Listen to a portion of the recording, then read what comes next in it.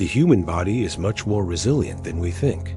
Its response to pain is a marvel of engineering, not only physical, but also biological.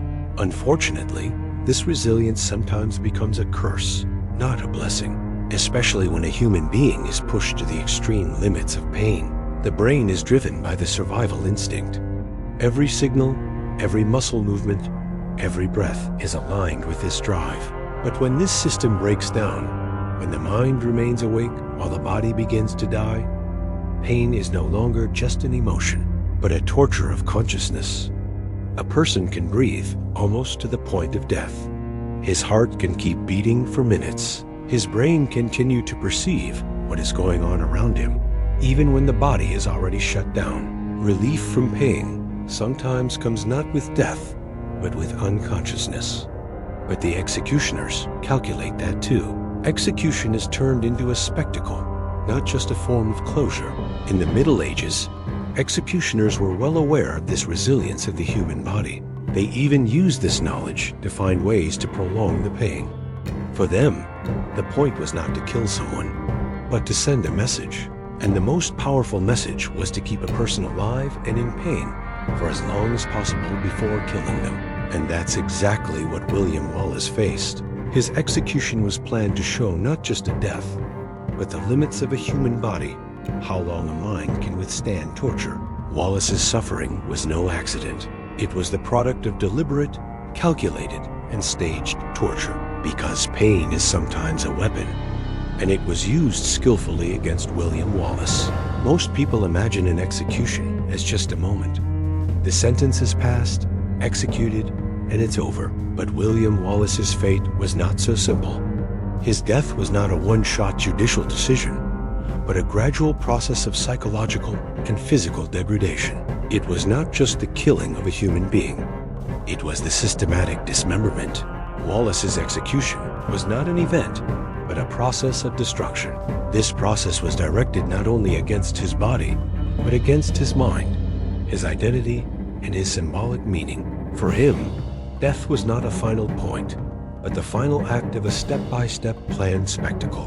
The first step in this process was devaluation and humiliation. Wallace was captured not as a hero, but as an animal. He was put in chains, with no regard for chivalric honor. He was then publicly marched across England to London. This journey was torture in itself. It lasted for days, filled with fatigue, hunger, thirst, and shame. When he arrived in London, people took to the streets to see him. But not with pity, with hatred. The propaganda had already taken effect. Wallace was not a hero to the British people, but a monster. His humiliation was not only the desire of the government, but also of the people. That was the first triumph of this execution, to silence the public conscience, to convince it that suffering was justified. The process that followed was theatrical, not legal. The so-called tribunal, set up in Westminster Hall, had already made its decision. There was no evidence, no right of defense. All that was needed: spectators. The charges against Wallace included not only rebellion, but also immorality, disrespect for the church, and deliberately derogatory terms, such as unchivalrous tactics of warfare. So it was not only what he did, but also how he did it. This was a trial not of the past, but of identity. And Wallace's historic words in court made him not just a prisoner, but a dangerous idea. "I have never been Edward's vassal, so I have betrayed him." It was a denial of the legitimacy of the British crown, and this was unforgivable. From that moment on, Wallace's death was no longer a punishment. He was now a symbol to be destroyed, not a personality, but a threat. And this threat had to be destroyed, not just by dying, but by humiliating him, dismembering him, making him unrecognizable. Because this process was a message, not only to William Wallace, but to a nation through him. If you resist, you don't die. You are scattered, crushed, forgotten. Execution was no longer an outcome, but a strategy. And this strategy spoke not only to death, but to the manner of death. On the morning of August 23, 1305, before London was fully awake, crowds began to pour into Smithfield Square. This was no ordinary day. Today, a man was not going to die. An idea, a hope, a symbol of resistance was going to be taken off the stage. And this death would not be ordinary. This was not an execution, but a spectacle. William Wallace was dragged that morning, tied to the back of a horse. And not on the horse, but on the ground, naked and chained. Every part of his body hit the road, scraped against sharp stones, bled, and bruised. This pulling was the first act of the execution. It was called drawn, and it was not just moving. It was an act of humiliation and degradation. It was a planned prelude to show people, to humiliate, to frighten. The route was carefully chosen. It was taken through the most crowded streets, through marketplaces, past churches, for everyone to see, for everyone to be afraid. People shouted from balconies, children threw stones. Some turned away in disgust, but most continued to watch. Because this was no longer a punishment, but a public spectacle. Wallace's body was covered in mud, covered in cuts, his face unrecognizable. But he was still alive, and this was part of the plan. The real purpose of the execution was not to kill, but to make us watch the pain. By the time he reached Smithfield Square, the crowd was already overflowing. Thousands of people had gathered in the square, shouldering each other to get the best vantage point. Some had their children on their shoulders. Some were carrying bread, drinks. Eyes were fixed on the wooden execution scaffold erected in the center. This was not just a gallows, it was a stage. And Wallace appeared on that stage, not as a prisoner, but as a warning sign. His clothes were ripped off, his body covered in wounds, but his eyes were still open. There was pain in that look, but also a silence. Perhaps an acceptance, perhaps a determination to face the thousands of eyes in the square. The first stage of the execution was hanging, but it was not an execution as we know it. Wallace would be hanged, but not killed. A thick rope was put around his neck. His hands and feet were tied. The rope was slowly stretched. His feet were taken off the ground. He gasped for air, turned purple. His feet fluttered. His chest rose and fell. At that moment, that point at which death was imminent, was deliberately stopped. The hangman loosened the rope. Wallace fell to the ground. He hadn't been strangled. He had only been pushed to the limit. He was left alive because the next stage was even more horrifying. This was just a preview, like the curtain opening for the first time in a theater.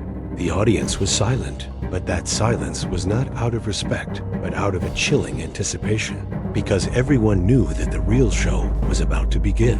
For William Wallace, there was no turning back. Before his body, his soul was disintegrating. Each step was taking him a little further away from being a human being, turning him into a message, a warning, a monument. William Wallace had fallen to the ground. He hadn't drowned, but he couldn't breathe. His chest was heaving, and his mouth was full of foam. He was still alive, and that was all the executioner wanted. The Kingdom of England didn't just want to kill Wallace. It wanted to systematically dismember him, to turn him into an anatomical textbook. This was not an execution with a sword and the job done. It was a ritual in which body, soul, and symbol were destroyed in turn. The executioner bent over Wallace's head as he was freed from the rope. In his hand was a small, hooked knife, sharp but not thick, because this knife was not made to kill, but to open. And it was not just a body that would now be open, but the memory of a nation. He first cut came. Wallace's genitals were cut. The executioner held it up. He showed it to the crowd. Then he threw it into a blazing fire right then and there. This was not just a physical wound. This was the destruction of manhood, of lineage, of the future. The symbol was clear. This man will never give birth again. This idea will never reproduce again. Then the knife went down to his lower chest. The abdomen was carefully cut. The cuts were deep, but not fatal. The wounds were more painful than fatal. Slowly, his internal organs began to be removed. The first things to come out were his intestines. Meters long, they were pulled out of his body. These warm, slippery tissues, covered in blood, were not thrown on the ground. They were thrown into the fire. Wallace was staring. His eyes were still open. He was watching his own internal organs burn.